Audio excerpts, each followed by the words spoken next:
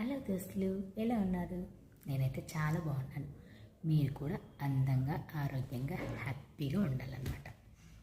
అలా ఉండాలంటే ఏం చేయాలో తెలిసిన? ఎక్సర్సైజ్, యోగా కాదు, మనసుని హ్యాపీగా ఉంచుకోవాలి. అర్థం చేసుకునే గుణం, అపార్థం చేసుకోకుండా హ్యాపీగా ఎలా ఉండాలో తెలుసుకుంటే మనసు, ఫేసు అందంగా ఉంటుంది.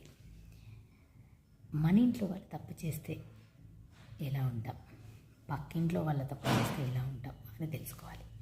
అదే పక్కింట్లో వాళ్ళు ఎవరైనా తప్పు చేశారనుకోండి, అది బయట భూతత్వంలో పెట్టి మరీ చూపిస్తాం.